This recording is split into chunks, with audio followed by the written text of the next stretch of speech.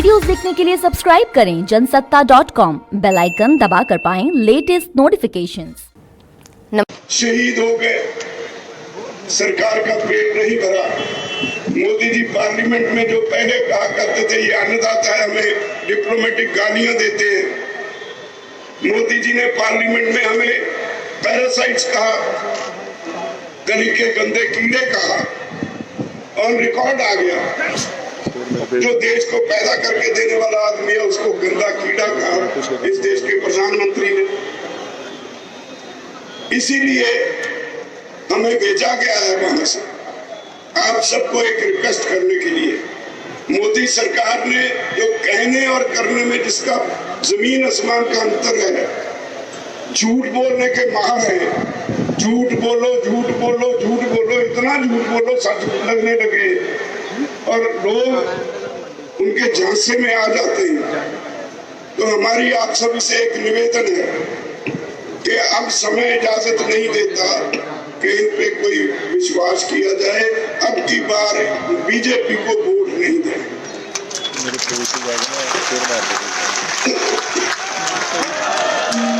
हम किसी पार्टी की मदद के लिए नहीं है। हम आपसे विनती करते हैं किसी को वोट दो, जो विनिंग कैंडिडेट है उसको वोट दे दो, लेकिन बीजेपी को वोट ना दो। ये हमें बांटते हैं, हिंदुत्व में बांटते हैं। इस आंदोलन ने हिंदुत्व का एजेंडा धरती में गाड़ दिया है। इस आंदोलन ने भाई भाई की लड़ाई कराने वाला एजेंडा धरती में गाड़ दिया है। इस आंदोलन ने मोदी का दुनिया के जो हर रोज बाहर को भागता था उसके टूर बंद कर दिए। कोई 26 जनवरी को किसी देश का कोई भी बड़ा नेता यहाँ आने के लिए तैयार नहीं हुआ। इंग्लैंड के प्रधानमंत्री ने सहमति दी थी 26 जनवरी को आने की। 100 एमपीज इंग्लैंड के उसके गले पड़ गए। उसने कहा मोदी जी आप अपने किसानों से फैसला करो, मैं नहीं आऊंगा। वो नहीं आए, लेकिन ये बहुत बड़े लीड है और बड़े कॉर्पोरेट हाउसेस के एजेंट हैं। देश का सब कुछ बेच देंगे, सारे देश को सेल पे लगा रखा है। अब आपके हाथ में इसको रोकने का हथियार है। चुनाव हो रहा है, हम आपसे निवेदन करते हैं कि जहां इसको वोट नहीं देने एक काम और भी करिए। ये सारा बंगाल तो है नहीं, काफी संख्या में आप इतने लोग अपनी जिम्मेदारी समझ के ये मैसेज जगह जगह भेजना शुरू कर दे तो मोदी की पट्टी पहुंची जाएगी। तो मैं आप सभी से उम्मीद करता हूँ वो जो 300 आत्माएं हमारे साथियों की हमें छोड़ के परमात्मा के द्वार पे चली गई, उनका ध्यान कीजिए। जो किसान, लाखों किसान मोदी के राजहट की वजह से जिद है, मेरे पास ताकत है, लोग क्या करते हैं, वही ताकत जो हमने दी उसको मिसयूज कर रहा है। किसानों की बात मानने के लिए तैयार नहीं। उसका राजहट तोड़ने के लिए कृपया वो किसान जो वहां बैठे आपकी तरफ देख रहे हैं कि बंगाल के भाई क्या करेंगे, असम के भाई क्या करेंगे, तमिलनाडु के क्या करेंगे, केरला के क्या करेंगे। हमने 5 राज्यों में सबसे पहले टीमें भेजी है और फिर सारे देश में जा रहे हैं। सारा देश जुड़ रहा है, एकजुट हो रहा है। आओ हम सब मिलके ऐसे देश विरोधी सोच रखने वाले लोगों को, कॉर्पोरेट्स के एजेंटों को ताकत से उखाड़ देंगे। आप सबका बहुत बहुत धन्यवाद और मैं उम्मीद करता हूँ मेरा और किसान भाइयों का मैसेज आप जहाँ तक आपकी पहुँचेगी आप जरूर पहुँचाएंगे। बहुत बहुत धन्यवाद। जिंदाबाद। बहुत बहुत धन्यवाद। जिंदाबाद। सरदार बलबीर सिंह जी राजेवाल बहुत वरिष्ठ नेता है हमारे संयुक्त किसान मोर्चा के। अब मैं एक निवेदन करूंगा अख्तर हुसैन जी से और सोरेन जी से, जो आदिवासी समाज से आए हैं, वो हमारे वरिष्ठ नेता का स्वागत करना चाहते हैं।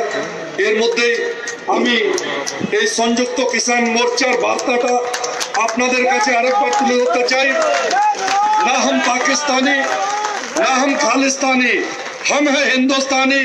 हिंदुस्तान जिंदाबाद, हिंदुस्तान जिंदाबाद। সংযুক্ত কিষাণ মোর্চার একটি বার্তা, এই বার্তাটা বড় করে আপনাদের সাথে সাঝা করতে এসেছেন সংযুক্ত কিষাণ মোর্চার শীর্ষ নেতৃত্ব। ওনাদের বক্তব্য, এই নীতিহীন এই বিজেপি শাসিত কেন্দ্র সরকারকে এই পশ্চিম বাংলার মাটি থেকে উৎখাত করে ফেলবেন। আপনার মতাধিকার প্রয়োগ করে ইনাদের অনৈতিক কার্যকলাপকে বরখাস্ত করবেন আর পশ্চিম বাংলার মাটি থেকে বিজেপিকে উৎখাত করবেন। এই আবেদন আমাদের সংযুক্ত কিষাণ মোর্চার। বাকিটা আপনারা ভালোভাবে বুঝতে জানেন, আমাদের পশ্চিম বাংলার লোকেরা অনেক বেশি পলিটিক্যালি কনসাস, তারা জানেন কাকে ভোট দিতে হবে। এখানে পশ্চিম বাংলায় 40 আর 45% ভোটার পার্সেন্টেজ থাকে, ওই পার্সেন্টেজে হারা জেতার নিশ্চিত হয়। এবারে আপনারা উইনিং পার্টিকে নিজের মতাধিকারে দ্বারা সমর্থন জানিয়ে এই বিজেপিকে এখান থেকে পরাস্ত করবেন, দণ্ডিত করবেন। এবারে আমাদের নেক্সট বক্তা অনেক বরিষ্ঠ নেতা সর্দার গুরনাম সিং জি চৌধুরী, ওনাকে অনুরোধ করব উনি মঞ্চে এসে সংযুক্ত কিষাণ মোর্চার বার্তা আপনাদের সাথে সাঝা করবেন।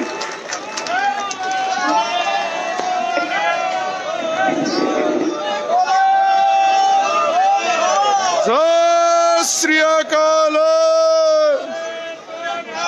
सत श्री अकाल। मंच पर बैठे सभी हमारे माननीय किसान नेतागण, सामने बैठे बंगाल के हमारे सभी भाइयों, बुजुर्गों, प्यारे बच्चों, हमारी मातृशक्ति, सबको नमस्कार। साथियों, टाइम बहुत हो गया, ज्यादा टाइम नहीं लूंगा, इसलिए पूरे शब्दों में बात करूंगा और बताना चाहूंगा कि बीजेपी को वोट क्यों ना दें, बीजेपी को क्यों हराना जरूरी है।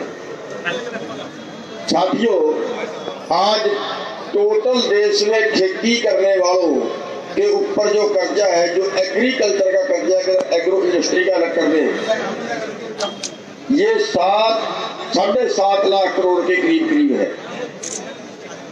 और इतने से कर्जे में हर साल करीब 15,000 किसान जो रिकॉर्ड में आते हैं, वो बैंकों के तंग किए हुए मर जाते हैं, कर्जा वसूली के लिए परेशान किए हुए मर जाते हैं, आत्महत्या कर लेते हैं। और इसीलिए से पूंजीपतियों ने 15 लाख करोड़ मार लिया बैंकों का, जिसको एनपीए बोलते हैं, जो वसूला नहीं जा सकता, जो पैसा डूब गया। 15 लाख करोड़ यानी टोटल किसानों के कर्जे से 2 गुना। और इस देश में एक भी पूंजीपति फांसी लेके नहीं मरा इतने कर्जे में। 10,000 20,000 करोड़ का डिफॉल्ट रहा। मेरे को पता लग गया अंबानी 1 लाख करोड़ से ज्यादा मार गया। अंबानी का एनपीए 1 लाख करोड़ से ज्यादा का है और 90 करोड़ प्रति घंटे की आमदन है। ये ड्रामा क्या है? जिस आदमी के पास पैसा है, जिस आदमी के पास प्रॉपर्टी है, वो आदमी देश का पैसा मार रहा है। और देश की सरकार किस लिए बैठी है? ये मॉडर्न डाका है, ये मॉडर्न डाका, ये है आर्थिक आतंकवादी। इस आतंकवाद से 15-20 हजार किसान रोज मरते हैं और उन लोगों के तंग किए हुए मरते हैं जिन लोगों ने देश को लूट लिया। फिर आजाद क्यों करा था देश को भाई? अरे बंगाल के लोगों ने कुर्बानियां दी थी। अगर ये देश लूटना ही था, इसीलिए तो आजाद करा था कि अंग्रेज लूट रहे हैं। अब ये काले अंग्रेज में कई बाप आ गए। अगर लूटना ही है, फिर तो चाहे देसी ने लूट लिया, चाहे विदेशी ने लूट लिया, फिर हमें तो लूटना ही है। साथियों, पिछले साल मंदी के नाम पे 5 लाख करोड़ देश के खजाने से निकाला कि देश में मंदी आ गई। क्या मंदी आ गई? मकान कम बिके, देश के बिल्डरों के मकान कम बिके, देश की मारुति कारें कम बिकी। इन कार वालों को बचाना है, इन बिल्डरों को बचाना है, सिटी बसाने वालों को बचाना है। 70,000 करोड़ मारुति को दिया, 70,000 करोड़ देश के बिल्डरों को दिया, देश के खजाने से निकाल के, जो आपका पैसा था। खजाना आपके टैक्स से भरता है, खजाना आसमान से नहीं टपकता। आप 1 लीटर पेट्रोल खरीदते हो ना तो 50 रुपए से ज्यादा टैक्स दे रहे हो। खजाना आपका है, खजाना जनता के लिए होता है, ये पानी डाली की जगीर नहीं है। साथियों, 70,000 करोड़ मारुति को दिया कि उनकी कारें कम बिकी, सस्ती नहीं हुई। 70,000 करोड़ बिल्डरों को दिया कि उनके मकान कम बिके। क्या कभी इन किसानों को, इन मजदूरों को, देश के गरीब लोगों को ऐसे बांटा?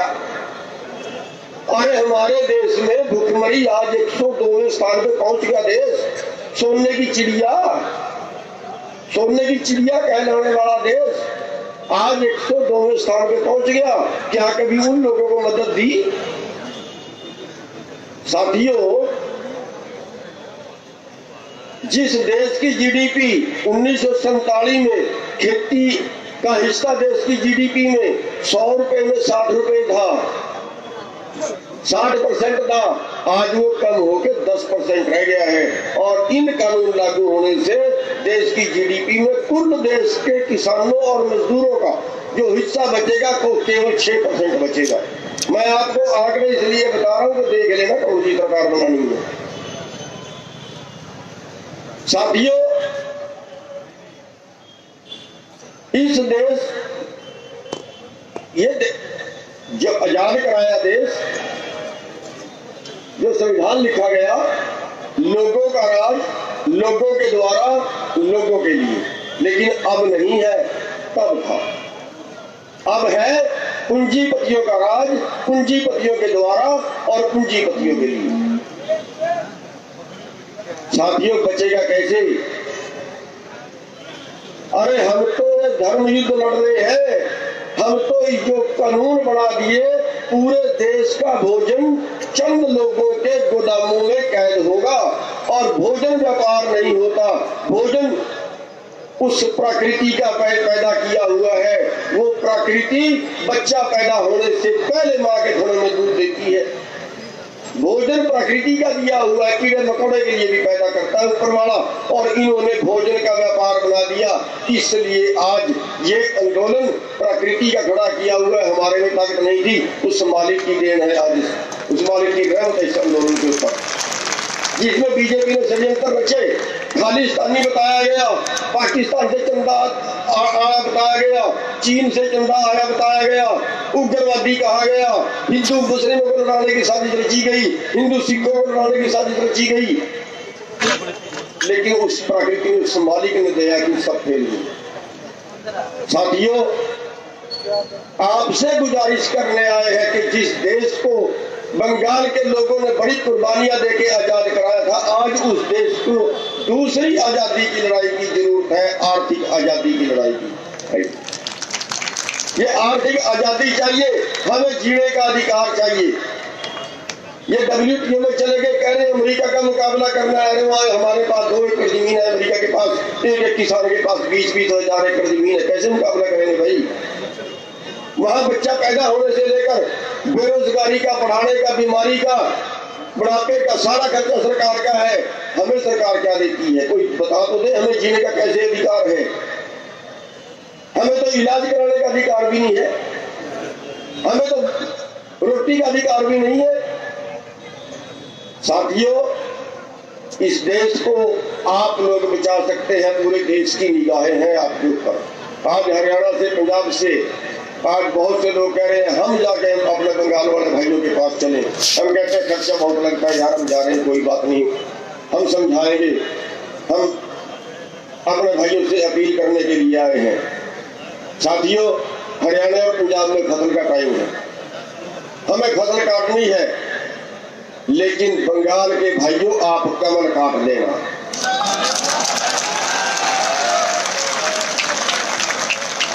अगर आपने इस कमल की जड़ें काट दी ना तो समझ लो कि देश में खुशहाली के फूल खिलेंगे। ये गरीबों के पेट का सवाल है और पुण्य का काम है, धर्म का काम है। हम जो लड़ाई लड़ रहे हैं ये भूख के खिलाफ लड़ाई लड़ रहे हैं, ये गरीबी के खिलाफ लड़ाई लड़ रहे हैं, ये गरीबों को बचाने की, भूख से बचाने की लड़ाई लड़ रहे हैं। ये धर्म युद्ध है साथियों। जो इसमें जितना जितना योगदान पाएगा उतना उतना उसको पुण्य लगेगा, उतना उसको धर्म का काम। जिंदाबाद। साथियों, हमारे लोग बिकाऊ बहुत हैं और ये बीजेपी ने अंबानी, अडानी और बाबा रामदेव भी है इसके साथ में। ये इसलिए पाले हैं कि पैसा दे के किसी को भी खरीद लें। ये खरीदेंगे, ये उन पार्टियों के नेताओं को खरीदेंगे जिस नेता को इधर वाली पार्टी से टिकट ना मिली उसको खरीदेगी बीजेपी, उसको खरीदेगी बीजेपी। लेकिन जो बिके बीजेपी के पास वो समझ लेना कौम का गद्दार है, वो समझ लेना देश का गद्दार है। वो सत्ता का लालची है, वो उसको देश से कोई संबंध नहीं है, कोई मतलब नहीं है उसको देश की पॉलिसियों से, कोई मतलब नहीं है उसको देश के बचाने से। सत्ता मिलनी चाहिए, उसको गांवों में मत घुसने देना।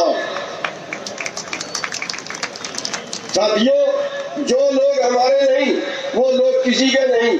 हरियाणा में अविश्वास मत प्रस्ताव पेश किया था, हमने जितने एमएलए थे सबको ज्ञापन दिए कि हमने आपको 70 साल से वोट दे रहे हैं, आपकी एक बार वोट मांग रहे हैं, जनता के हित में आपकी एक बार वोट मांग रहे हैं। लेकिन उन लोगों ने, सत्ता के लालची लोगों ने हमें वोट नहीं दी और आज पूरे हरियाणा में हालत ये है कि 7 जगह कल मंत्रियों के प्रोग्राम थे, 7 जगह जूते मार के भगा दिया। आज उप मुख्यमंत्री का प्रोग्राम था, आज हरियाणा में उप मुख्यमंत्री का प्रोग्राम था, गाड़ी से नीचे नहीं उतरने दिया। मुख्यमंत्री ने किसान पंचायत करने चाहिए, हेलीकॉप्टर से नीचे नहीं उतरने दिया, उड़ा के भगा के देगा। साथियों, इनके साथ ऐसा कर दो। साथियों, हमारी 280 लाशें जा चुकी हैं, 280 लाशें जा चुकी हैं। इनको बताना कि किसानों की जितनी लाशें गई है ना, कम से कम उतनी सीटें तो आपको जरूर हराएंगे।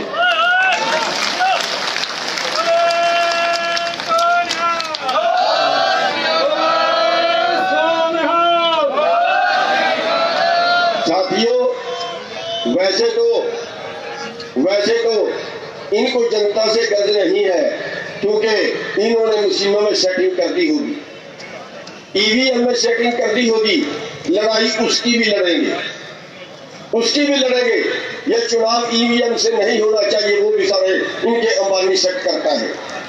इनके टावर टूटे ना पंजाब में, रोया मोदी, रोया और कई 100 किसान मर गए, मोदी ने एक शब्द नहीं बोला, संवेदना मर गई है लोगों। क्यों रोया? इसलिए रोया कि वहां पे चुनाव थे नगर पालिका के और टावर टूट गए, अब ये कंट्रोल नहीं कर पाएंगे और उनको जो हाल पंजाब में हो जाएगी ना,